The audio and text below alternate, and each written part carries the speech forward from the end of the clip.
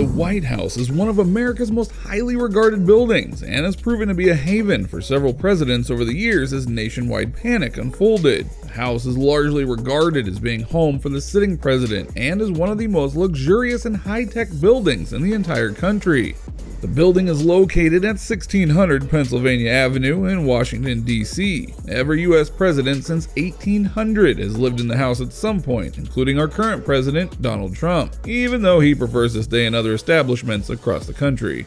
The White House is said to contain 132 separate rooms, each serving a very specific purpose. It has 35 bathrooms to suit the needs of anyone living in the house, as well as several restrooms for public visitors. The White House is built with 412 doors, 28 individual fireplaces, 8 flights of stairs, 3 elevators, and so much more. Even if you're an American, there are many facts about the White House that you may have never known. So in this video, we will take a look at 10 crazy things you didn't know about the White House. Number 1 is certainly the most strange on this list, so be sure to stick around. Number 10. One of the most shocking facts about the White House is that it wasn't even designed or built by an American. It was originally constructed back in 1792, and the world was an incredibly different place back then.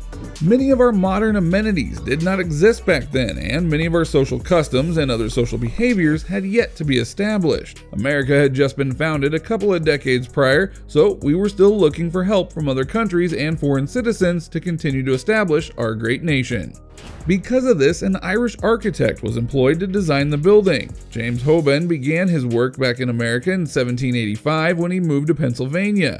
He was tasked with creating one of the most incredible buildings that the country had ever seen, and he certainly succeeded. He designed the White House and built it with the help of slaves. However, none of these slaves came from American soil. Instead, he requested that they were sent over from countries like Ireland, Scotland, and other European nations. Some of these individuals did end up being employed workers, but many of them worked for nearly no pay and were considered to be slave laborers. We now recognize that this type of behavior is unacceptable, but back then, slaves were still commonplace. Pick that cup! Move along, huh? Come on, Ellis! Drive them niggas! Pick that gun! Slavery was not abolished and considered illegal in America until 1865. Even after this law was put into place, it took another 100 years before African Americans and Caucasians were integrated into society. Still to this day, racism and other forms of segregational thinking run rampant across the country. However, back in 1792, these types of situations were just a part of day-to-day life. So while it certainly is strange that the building wasn't even designed by an American, it's not uncommon to hear of many buildings from that time that were built by slave workers. It's a sad reality that we live in, but Americans are working diligently every day to put the past behind us and craft a better future for our children.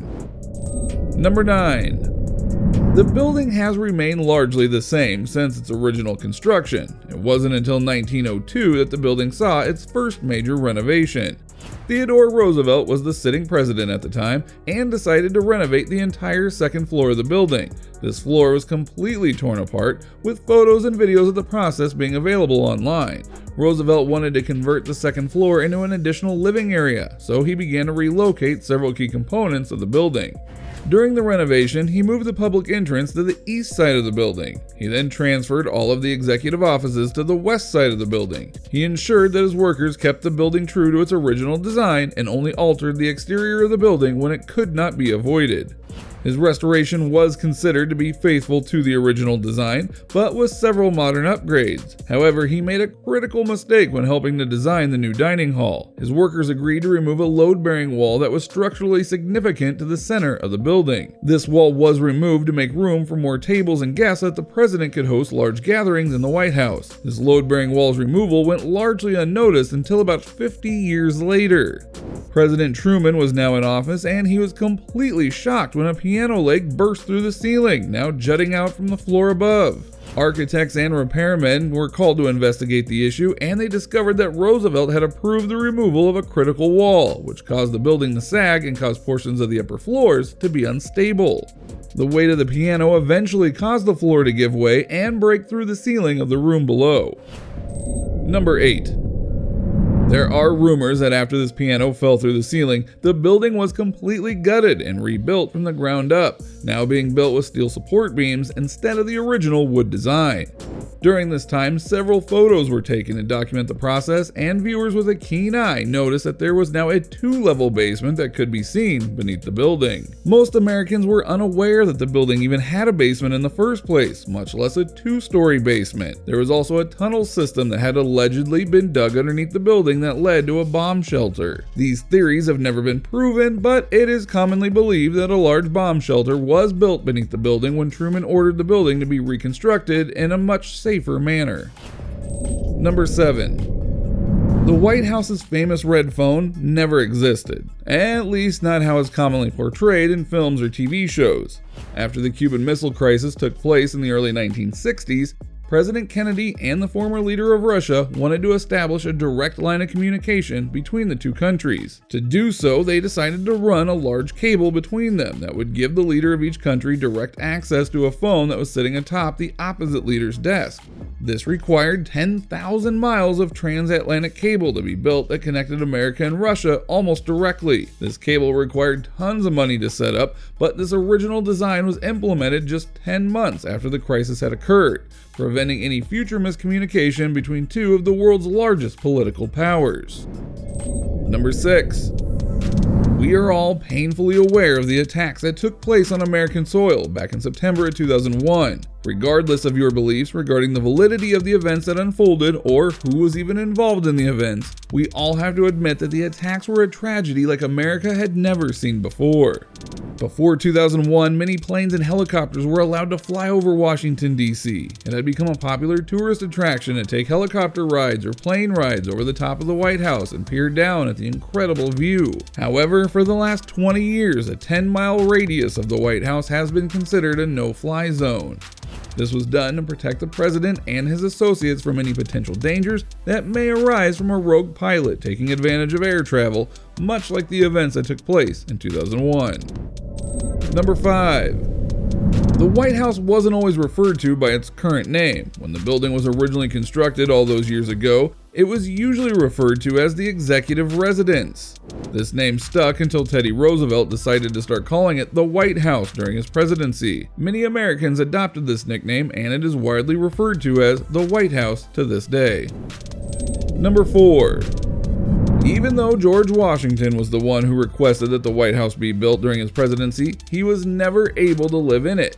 Strangely enough, he is the only U.S. president to never take up residency in the White House. It was John Adams, America's second president, who was the first to live in the home. George Washington was never able to see the completed building as he passed away in 1799, about a year prior to its construction being concluded. Number 3. Moving can be stressful for anyone, but imagine being in charge of moving all of the president's belongings out of the White House after his term is ended. According to White House workers, when the sitting president leaves the White House to attend a new president's inauguration ceremony, all of the former president's belongings must be moved out of the White House while he is away. Worse yet, the new president's belongings have to be moved in, all within a 5-hour window of time. All of the artwork is replaced and the walls are freshly painted as well, according to a color scheme that is requested by the new president's family. Number 2. Even though the White House is supposed to be a place for peace and national business affairs, several people have passed away in the building over the years. President William Harrison and President Zachary Taylor both died in the White House. 3 separate First Ladies passed away as well. Other workers and personnel lost their lives within the home's walls too, with a total of 10 people having died inside the White House within the last 200 years. Number 1. The president is known to make a 6-figure salary, but the salary does not include his meal plan or other events that may take place at the White House. Any meal that is prepared in the White House must be paid for in full by the president. This has caused many presidents to leave office in incredible amounts of debt, including Bill Clinton, who was estimated to have been in as much as $10 million of debt when he left office. No wonder so many presidents have made major adjustments to bankruptcy and debt forgiveness laws.